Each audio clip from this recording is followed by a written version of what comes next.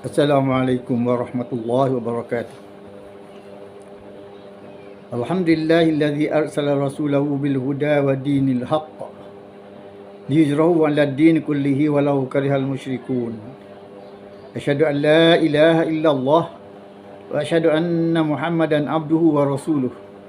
Allahumma salli ala sayyidina Muhammadin wa ala alihi wa sahbihi ajma'in. Rabbi shrah li sadri wa yassir li amri wahlul 'uqdatam min lisani yafqahu qawli.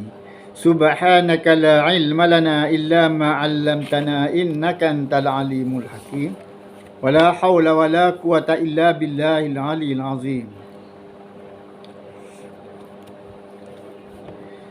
Yang dimuliakan Tuan Pengerusi Lembaga Masjid An-Nur, Tuan Haji Ahmad Kamil serta ahli-ahli jawatan kuasanya, Tuan Imam serta pegawai syarak, tuan-tuan, puan-puan yang dirahmati Allah.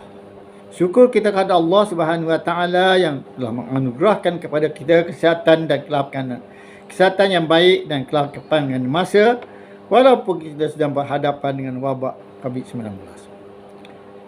Untuk memulakan pengajian melalui talian video, kita memulakan dengan membaca surah Al-Fatihah agar apa yang kita pelajari diberkati oleh Allah dapat kita fahami dan dapat kita amalkan. Al-Fatihah. A'udzubillahi minasyaitonir rajim. Bismillahirrahmanirrahim. Alhamdulillahi rabbil alamin. Arrahmanir rahim. Maliki yaumiddin. Iyyaka na'budu wa iyyaka nasta'in. Ihdinas siratal mustaqim. Siratal ladzina an'amta 'alaihim ghairil maghdubi 'alaihim waladdallin. Amin.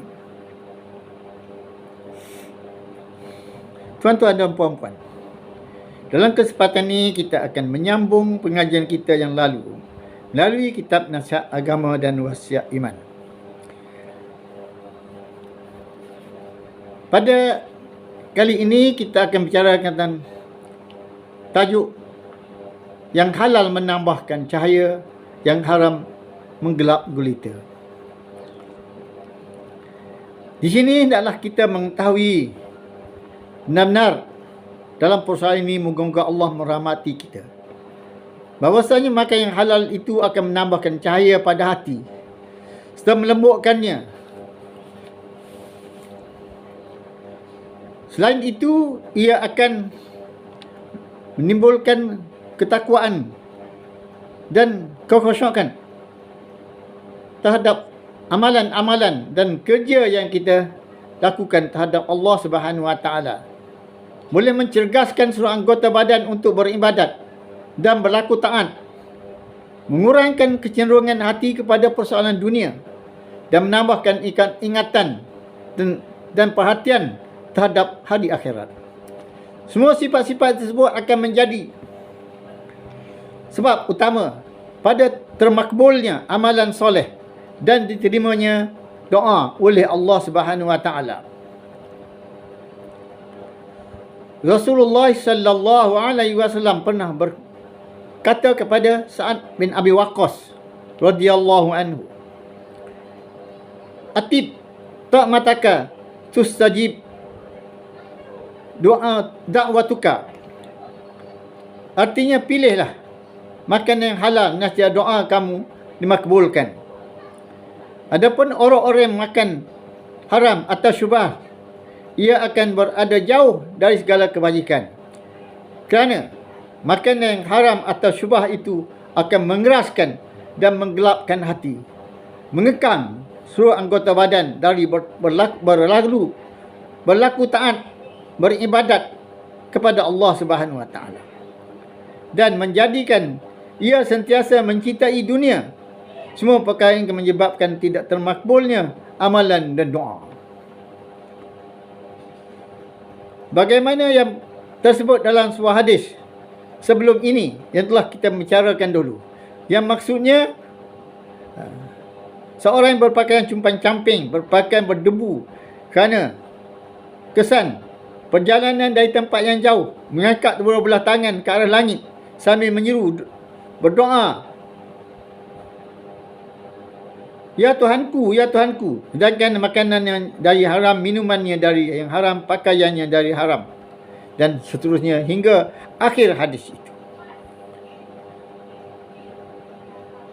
Pembicaraan mengenai perkara ini telah pun dinyatakan dalam bahagian pengajian yang lalu. Oleh itu, hendaklah kita menjaga diri supaya sentiasa mengambil yang halal dan menjauhi segala haram.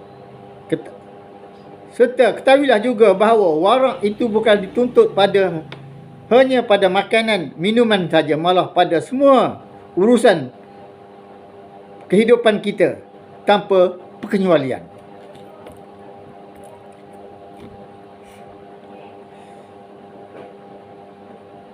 Mencari rezeki yang halal semata-mata kerana kita diperintahkan mencari rezeki, kemudian diberi kelebihan dan pahala yang banyak jika cara dan niatnya baik.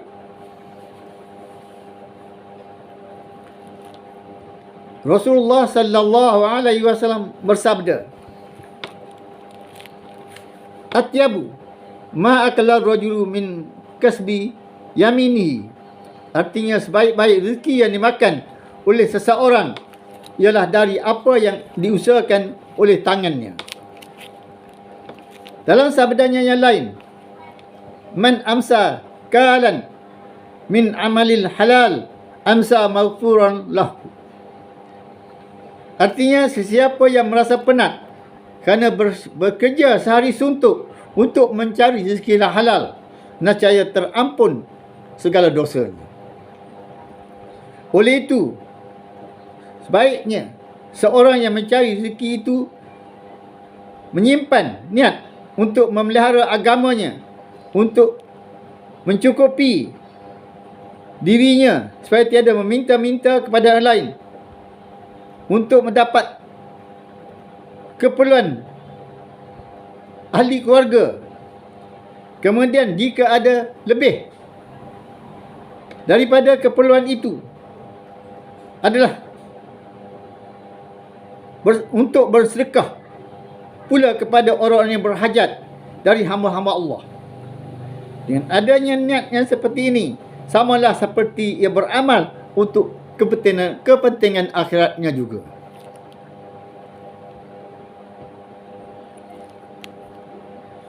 Suatu perkara yang wajib diambil ingatan dan diperhatikan dengan berhati-hati, bahawa jangan sampai mencari itu menyebabkan ia mencuaikan perintah Allah Ta'ala, atau ia terjebur ke dalam larangan-larangan Allah. Maka dengan sebab itu ia akan rugi dunia dan akhirat. Dan itulah kerugian yang besar lagi nyata. Para ulama salaf telah membagikan manusia dalam persoalan ini kepada 3 bahagi. Pertama, orang yang sentiasa sibuk dengan kerja-kerja akhirat hingga tidak ada masa untuk menguruskan kerja-kerja dunia kecuali yang penting saja. Orang ini termasuk dalam kategori orang-orang yang berjaya. Yang kedua, seorang yang sentiasa sibuk dengan kedua-dua kerja, dunia dan akhirat. Orang ini termasuk dalam kategori orang-orang yang menjaga ekonomi.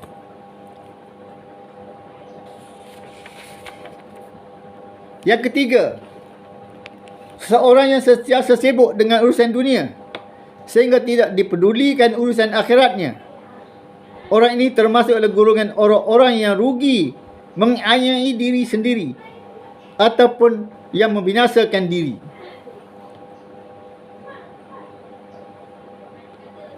Oleh itu, jika kita seorang pekerja atau pengusaha, makalah berlaku jujur dan tulus ikhlas dalam pekerjaan dan perusahaan untuk kepentingan kaum muslimin.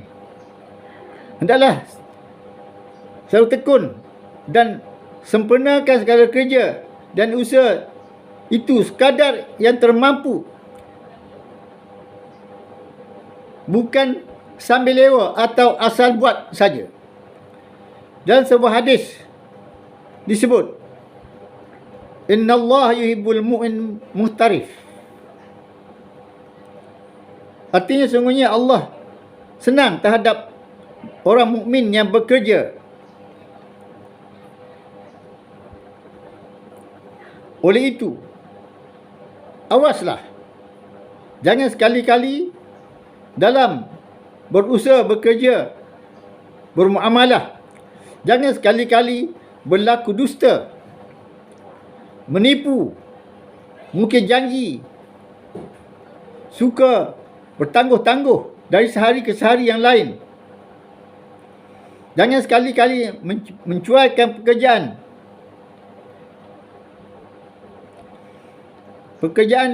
yang kita lakukan. Jangan cuai, terutama sekali terhadap orang lain.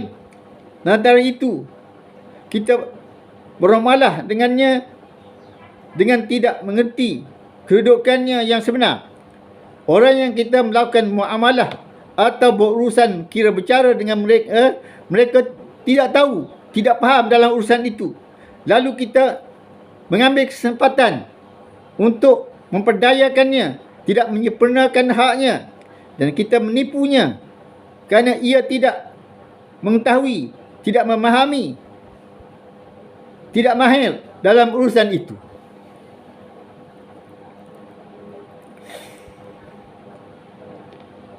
Dalam sebuah hadis,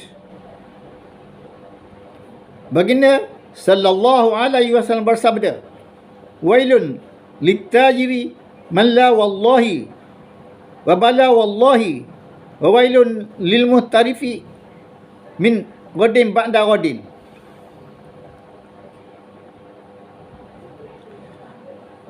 Artinya, celaka bagi peniaga yang sentiasa berkata, tidak, demi Allah, dan memang demi Allah, dan binasalah pengusaha atau peniaga yang sering berjanji nanti besok atau lusa.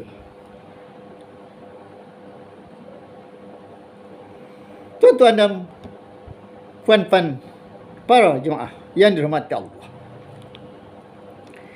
jika kita seorang peniaga yang berjual beli, maka wajib atas kita meninggalkan semua muamalah perjualbelian yang tidak sah hukumnya pada syara, atau cara bermuamalah yang haram dan makruh. Untuk membezakan semua itu adalah kita memahami dalam urusan perniagaan atau jual beli, lah kita mempelajari hukum syarak dan melengkapkan diri dengan ilmu fiqh yang menentukan syarat-syarat perjualbelian dalam hukum Islam. Hal ini adalah wajib, tidak boleh diabaikan oleh setiap peniaga mukmin.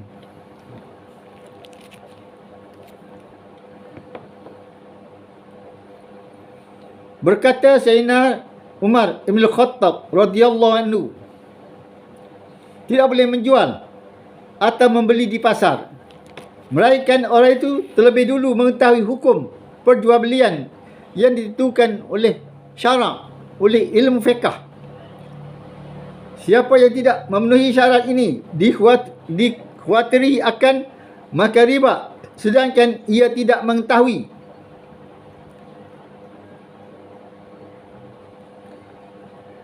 Umpamanya,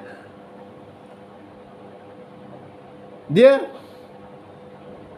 menjual barang-barang dengan harga yang berbeza di antara tunai dan hutang. Ini berlaku dengan keadaan demikian boleh membawa kepada riba. Demikianlah pesan Sayyidina Umar Al-Khattab kepada sekalian peniaga muslimin. Yang memang apa yang dikatakan oleh baginda Umar itu adalah benar dan sering berlaku kepada umum peniaga muslimin sedang mereka tidak sedar. Dalam perjualbelian, kita harus bersifat jujur, baik perilaku, tidak mengianai, dan sentiasa boleh berlebih kurang. Jangan sekali-kali lokek, terlampau berkira-kira sangat dalam serba-serbi. Sebab sifat-sifat yang baik itu akan menambahkan barakah dan melipat gandakan perkembangan perniagaan.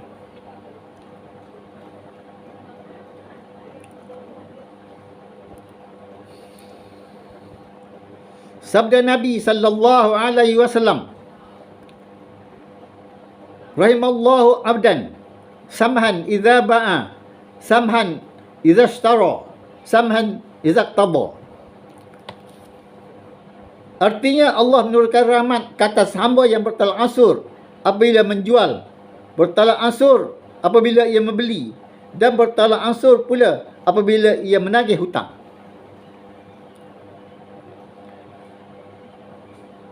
Dalam hadis yang lain, baginda bersabda, Abdul mu'min rajulun samhan idza ba'a, samhan idza ishtara, samhan idza iqtada, samhan idza qada. Artinya kaum mukmin yang utama ialah yang bertolak ansur ketika menjual, bertolak ansur ketika membeli, bertolak ansur ketika menagih hutang, dan bertolak ansur ketika membayar hutang. Jadi sifat bertolak ansur, berlebih kurang, reda meredai dalam persoalan jual beli adalah amat penting. Begitu juga bagi penagih-penagih hutang, di mana dia perlu bertimbang rasa terhadap orang yang berhutang dengannya. Kerana orang-orang yang berhutang itu memang dia tidak ada. Kalau dia ada, dia tak berhutang. Dan penagih hutang itu memang dia orang kaya yang mempunyai banyak harta. Sebab itu dia beri hutang. Dengan yang demikian, adalah orang yang memberi hutang itu lah merasa ada punya sifat kasihan belas, ingin membantu, menolong terhadap orang yang susah. Dan ini akan diberi keberkatan dan pahala oleh Allah Subhanahu Wa Taala. Sementara orang yang berhutang pula, janganlah pula mengelak daripada membayar hutang. Seberapa bolehlah disediakan mengikut perjanjian di mana ia telah berjanji ketika berhutang itu, masa pembayarannya berapa banyak nak dibayar dan sebagainya. Jangan dia mengelak. Ini di antara perkara yang diingatkan oleh Allah Subhanahu Wa Taala. Jangan melarikan diri daripada pembayar hutang. Seterusnya, jangan menjual atau beri sesuatu kecuali dengan akad, ijab dan qabul yang sah. Kerana bertukar tangan atau holol mengolor dalam perjualbelian tanpa ijab dan qabul tidak mencukupi. Hanya diharuskan oleh ulama pada benda-benda yang kecil-kecil yang tidak bernilai tinggi. Diharuskan tanpa akad, hanya sampai holol mengolor dan suka sama suka saja. Imam Al-Ghazali dalam kitabnya Ihya Ulumuddin telah menghuraikan dengan panjang lebar mengenai hukum bertukar tangan secara holol mengolor dalam perjualbelian, dan telah mengharuskan walau bagaimanapun jika jual beli itu dilakukan dengan ijab kabul adalah lebih baik dan lebih selamat. Tidak boleh berdusta atau bersumpah. Jangan sekali berdusta dalam perjualbelian. Umpamanya dia berkata, aku membeli dengan harga sekian, atau aku menjualnya dengan harga sekian. atau aku tidak akan menjualnya melainkan dengan harga sekian. Sedangkan apa yang dikatakan itu tidak benar, berdusta dalam ucapan ataupun perkataannya itu. Dengan demikian kelak ia akan rugi dengan menanggung dosa dengan cara yang, sedangkan ia mengharap kepada faedah atau keuntungan daripada ucapannya itu, tapi dosanya adalah lebih besar kerana dia menggunakan nama Allah atau bersumpah kerana nak melariskan barang-barangnya. Oleh itu, jangan sekali bersumpah atas nama Allah ketika menjalankan perjualbelian, dan jangan membiasakan diri berbuat demikian. Kerana keuntungan dunia yang dikejar itu adalah lebih kecil dan lebih rendah daripada seorang itu bersumpah atas nama Allah meskipun ia benar. Bagaimana pula jika ia bersumpah atas perkara yang dusta, telah lebih berat lagi. Memang dalam perjualbelian itu tidak perlu kepada bersumpah. Dan sebuah hadis tersebut, innallaha yubghidul bayya'al halaf. Artinya sesungguhnya Allah benci kepada penjual yang suka bersumpah. Dalam hadis yang lain, al-yaminu manfaqatun lis-sil'ah mamhaqatun lil barakah wal kasb. Artinya bersumpah dengan nama Allah melariskan barang yang dijual, tapi menghapuskan berkat dalam rezeki. Dalam sebuah hadis yang lain, baginda bersabda, at-tujar yusharuna yaumil qiyamah fujaran illa man ittaqa wa barra wa sadaqa. Artinya, peniaga yang akan dibangkitkan di hari kiamat sebagai orang yang menanggung kesalahan kecuali mereka bertakwa dan berkata benar serta berbakti.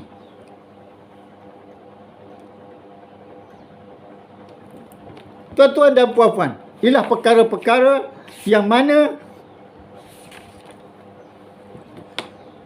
berlaku, yang sering berlaku dalam kalangan masyarakat.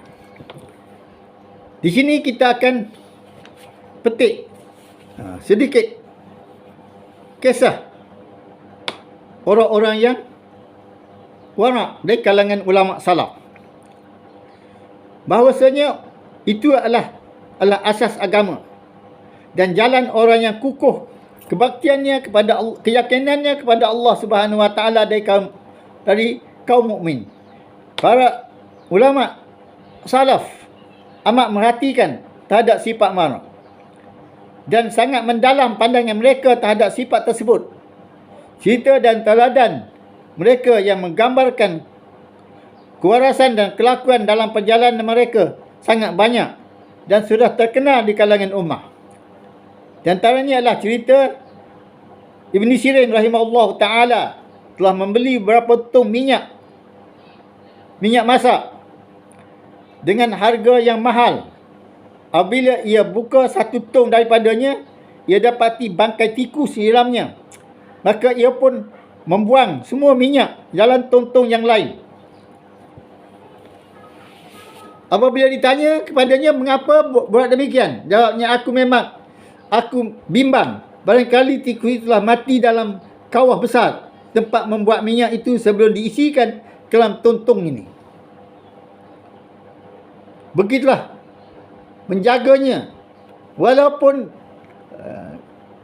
kalau kita rasa hanya lantung kecil saja, yang lain buang yang tu saja, yang lain tak mengapa. Tapi oleh kerana sifat waraknya, dia letakkan di hadapan, kemungkinan minyak itu tikus masuk ketika belum isi lantung lagi. Begitu juga kisah Sufyan Ats-Tsauri rahimahullah. Apabila tidak dapat barang yang 100% halal, ia pun tidak membeli, tidak makan barang-barang itu kerana bimbang, takut terlibat dengan yang haram. Yang haram itu adalah dia tidak mau. Sekali peristiwa ini Mubarak terpaksa kembali semula dari Meru, dari Khurasan ke Palestin kerana terlupa nak mengembalikan pena yang dipinjam dari temannya. Sebatang pena yang dipinjam daripada kawan, kemudian dia gunakan untuk menulis, kemudian dia terlupa nak pulangkan. Dia balik dari perjalanan jauh, iaitu dari Khurasan ke Palestin, semata-mata kerana nak mengembalikan pena yang dipinjam dari temannya.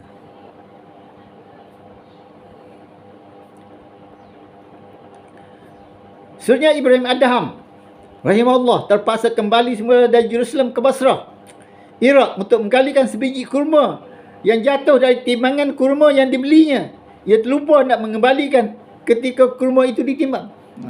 Ketika ditimbang, tiba-tiba apabila penjual itu nak masukkan dalam bekas, terjatuh sebiji kurma yang belum ditimbang dalam bekas kurmanya itu. Maka dia terlupa nak cakap. Dia dah balik, bukan dari tempat yang dekat, jauh dari Jerusalem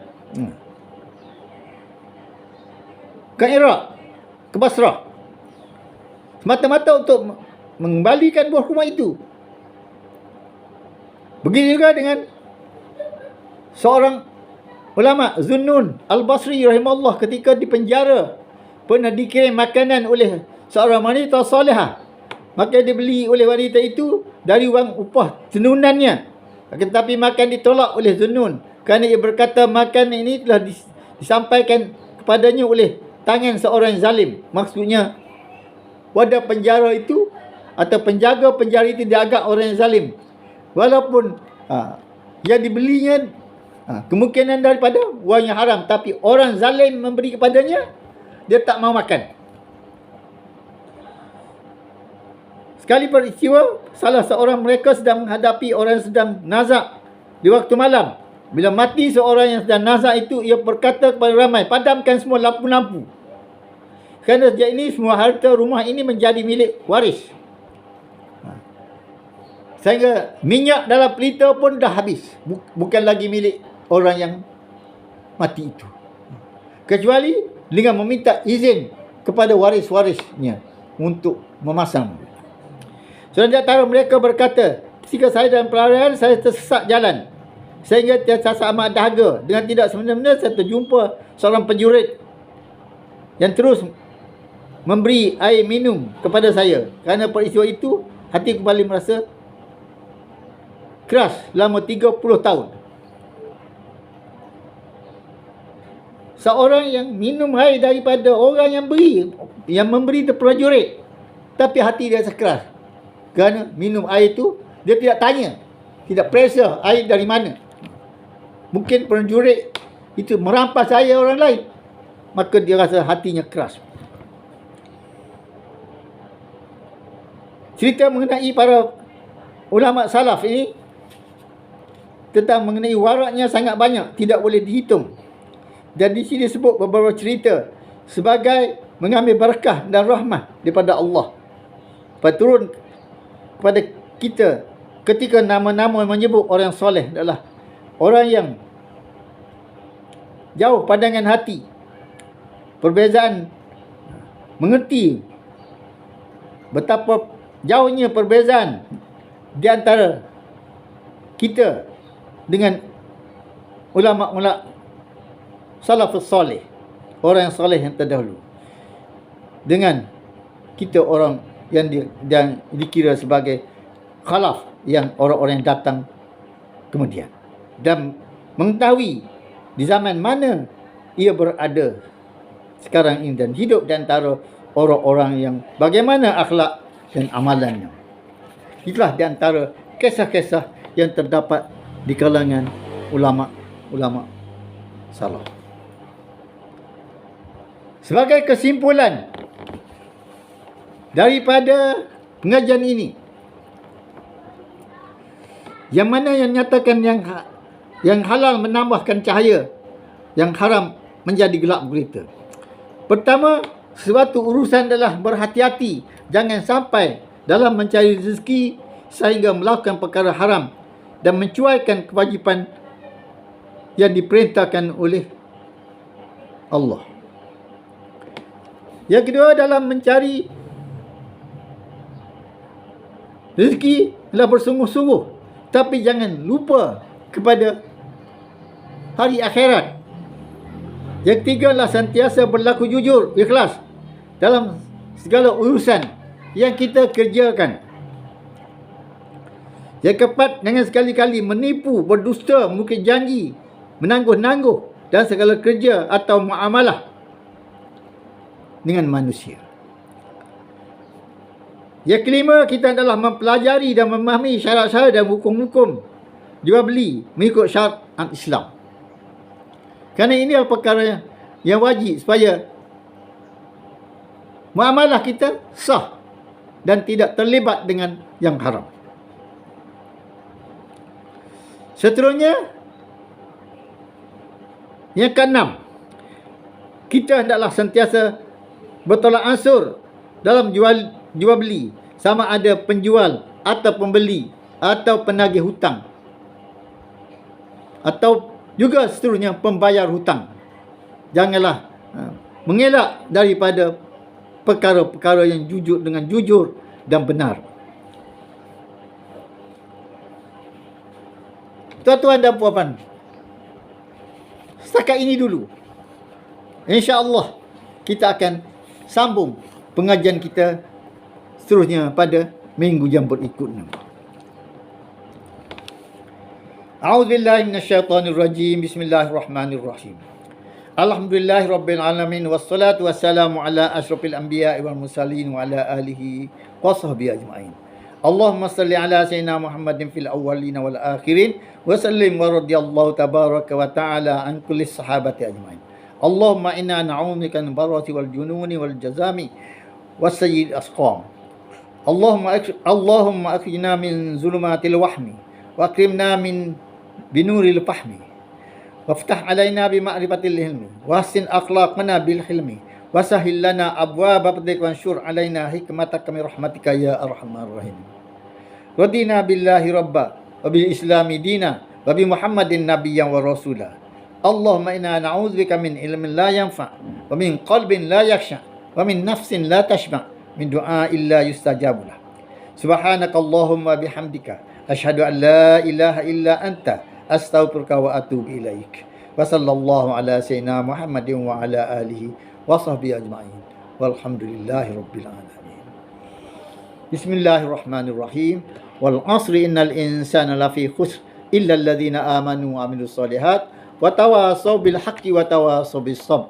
Assalamualaikum warahmatullahi wabarakatuh.